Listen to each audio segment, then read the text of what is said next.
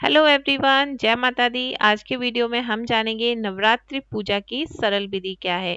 नवरात्र में हम माता की चौकी कैसे लगाएं, घट स्थापना कैसे करें, विधिवत संपूर्ण पूजा विधि बहुत ही आसान तरीके से आज के इस वीडियो में मैं आप सबके साथ शेयर कर रही हूं। तो वीडियो के आखिर तक बने रहिए। वीडियो अच्छा लगता है तो लाइक कीजिए। साथ ही आप मुझे कमेंट बॉक्स में जय माता दी लिख सकते हैं। साथ ही आपके मन में कोई भी सवाल है तो आप मुझे कमेंट करके पूछ सकते हैं। वीडियो अगर आप मेरा ये पहली बार देख रहे हैं तो चैनल को सब्सक्राइब करना ना भूलें। साथ ही बेल आइकन पर जरूर प्रेस कर लें जिससे कि लेटेस्ट वीडियो का नोटिफिकेशन आपको मिलता रहे। सबसे पहले हम माता की चौकी लगाएंगे। इसके लिए हमें कोई भी लकड़ी की चौकी या फिर लकड़ी का पटा लेना है। उसके ऊपर एक लाल रंग का कपड़ा बिछा लेना है। तो जैसे कि मैंने यहाँ पर एक ये चौकी के ऊपर इस तरीके से लाल कपड़ा बिछाया है और कपड़ा नया ही होना चाहिए। हमारा इस्तेमाल किया हुआ कोई भी कपड़ा हम भगवान की पूजा में इस्तेमाल नहीं करते हैं। तो एक लाल रंग का कपड़ा बिछा लीजिए। तो इस तरीके से हम सबसे पहले माता की चौकी बिछाएंगे और उसके बाद अब हम यहाँ पर माता रानी की फोटो या फिर विग्रह लेंगे। तो मैंने यहाँ पर एक ये नौ दुर्गा की फोटो है। इस तरीके से यहाँ पर 9 देवियां बनी हुई हैं इस फोटो में।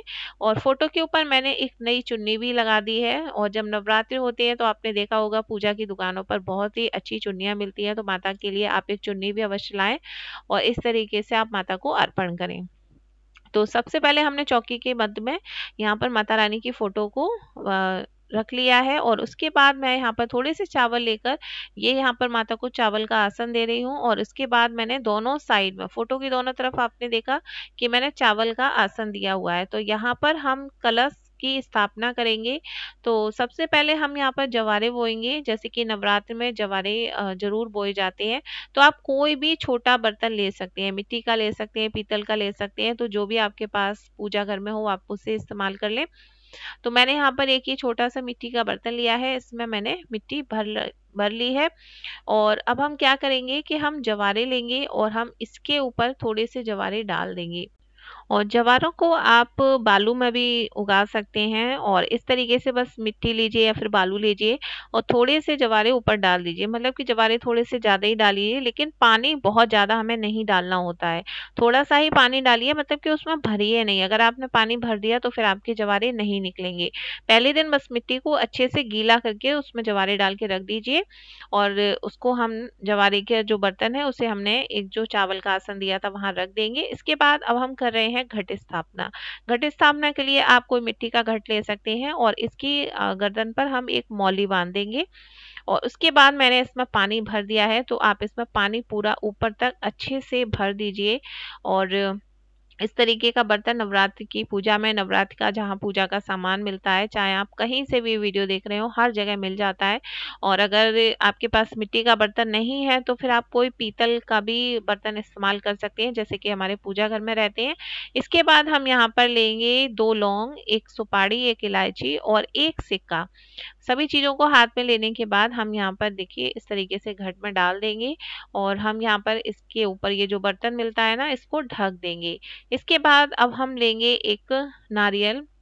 तो आप सूखा नारियल भी ले सकते हैं, गीला नारियल भी ले सकते हैं। और उससे पहले हमें ज़रूरत है यहाँ पर आम के पत्ते या फिर अशोक के पत्ते मिल जाएं। बट अगर आपको अशोक और आम के पत्ते नहीं मिल रहे हैं तो आप पान के पत्तों का भी इस्तेमाल कर सकते हैं। तो जैसे कि मैंने यहाँ पर पान के पत्ते लिए हैं तो मैं 5 पत्ते यहाँ पर घट स्थापना में इस्तेमाल करने वाली हूँ।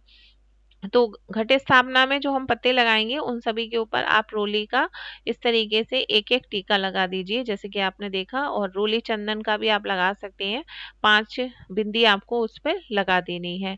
तो जैसे कि हर जगह पे अवेलेबल नहीं होता है तो मेरे पास भी आम का, अशोक का, कैसा भी पत्ता नहीं था तो मैंने पान के पत्ते लिए हैं।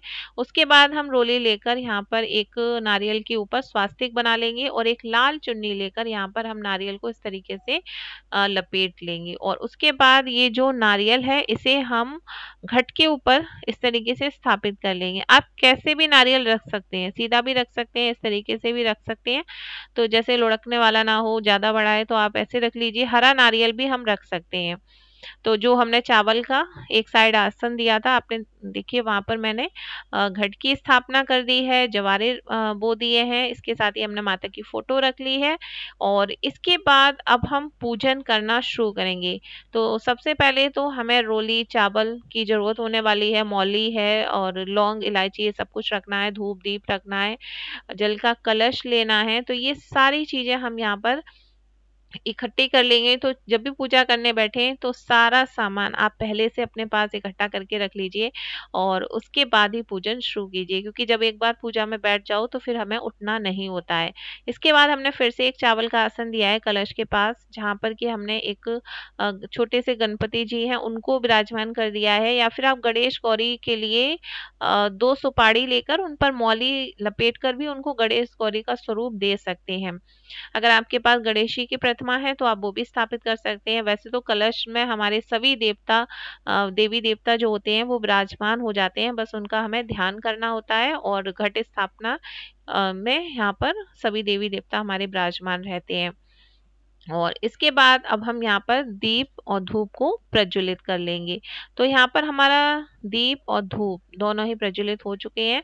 तो हम यहाँ पर दीप और धूप रख लेंगे और इसके बाद अब हम पूजन करना शुरू करेंगे। तो अभी तक हमने ये सब चीजें तैयारी की हैं। अगर आप अखंड जोत जलाना चाहते हैं तो आप वो भी इसी समय अखंड जोत तैयार करके चावल का आसन देकर अखंड जोत को भी चौकी पर ही विराजमान कर लें। तो उसके लिए आपको थोड़ा सा एरिया और बड़ा रखना होगा, और ये चौकी बहुत ज़्यादा बड़ी नहीं है। और यहाँ पर घट स्थापना जब करते हैं तो थोड़ा सा और स्पेस बड़ा सा लेके चले। इसके बाद मैंने एक हाथ में थोड़े से चावल और लिए हैं, और चावल लेने के बाद हम यहाँ पर चौकी के एक साइड में यहाँ पर ये नवग्रह स्थापित करेंगे। तो जब भी कोई पूजा होती है हमेशा हर पूजा में नवग्रह को जरूर स्थापित किया जाता है और उनका पूजन भी किया जाता है। तो यहाँ पर सबसे पहले ये नवग्रह के लिए हमने चावल का आसन तैयार कर दिया है। उसके बाद हम नवग्रह के लिए ले रहे हैं 9 सुपारी। 9 सुपारी के स्वरूप में हम यहाँ पर नवग्रह को स्थापित कर रहे हैं। तो हमने यहाँ पर ये 9 जगह 9 सुपारी रख दी और 9 जगह हमने यहाँ पर नवग्रह भगवान को स्थापित कर लिया है। और इसके बाद अब हम यहाँ पर पूजन करना शुरू करेंगे। पूजन करने के लिए सबसे पहले हम जल से आचमन कराएंगे, गणेश जी को कराएंगे, और इसके साथ ही कलश को आचमन कराएंगे, माता रानी को आचमन कराएंगे, जो नवग्रह हमने स्थापित किए हैं उनको आचमन कराएंगे।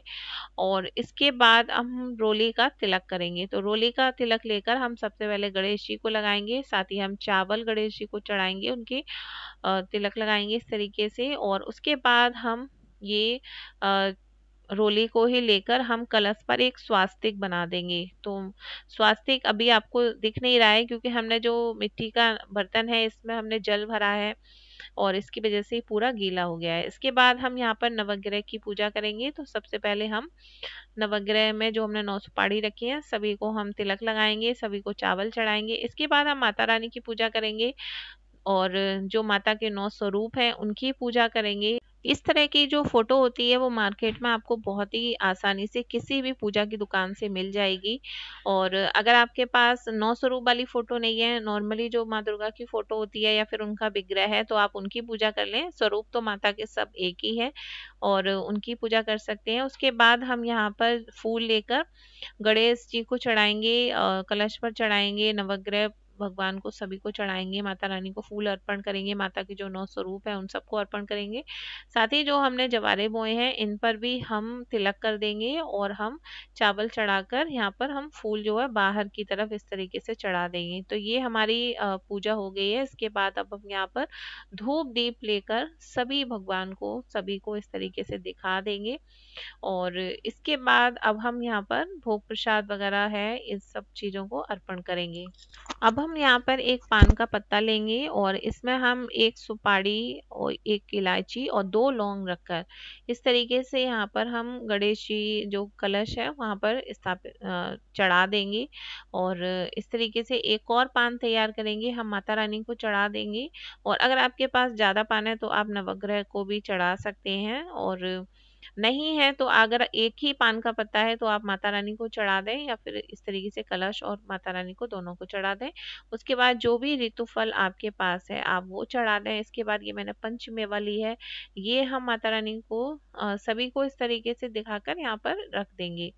तो मैंने एक ही एक कटोरी में इस तरीके से प्रसाद रखा है, तो ये सब चीजें हम यहाँ पर चढ़ा देंगे। उसके बाद हम जल भी जरूर इस तरीके से किसी भी बर्तन में करके आप जो है भोग अर्पण करते हैं, तो उसके बाद हमें जल भी जरूर अर्पण करना होता है।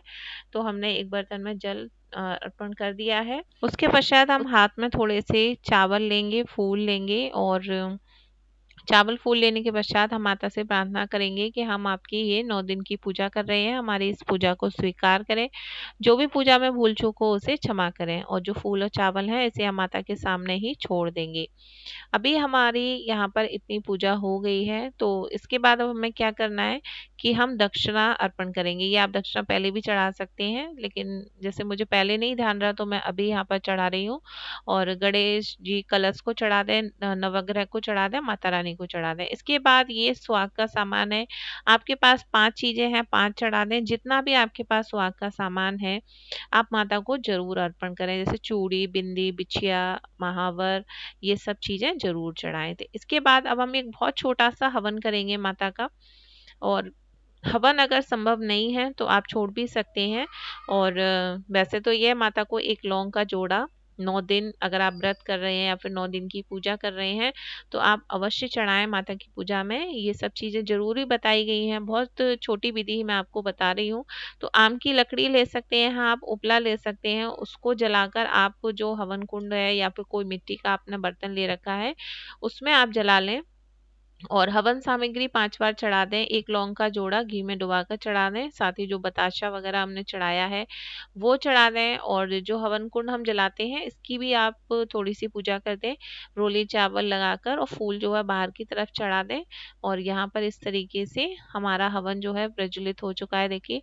और ये सब चीजें चढ़ाने के बाद ये जो पान हमने चढ़ाया था ना माता रानी के पास, तो इस पान को भी हम यहाँ पर देखिए इस तरीके से ये पूरा फोल्ड कर लेंगे, इसमें से एक लौंग बाहर निकाल लीजिए और इसे इस तरीके से पूरा फोल्ड कर लीजिए। देखिए इस तरीके से फोल्ड करके और इस पान को हम हवन कुंड में ही चढ़ा देंगे।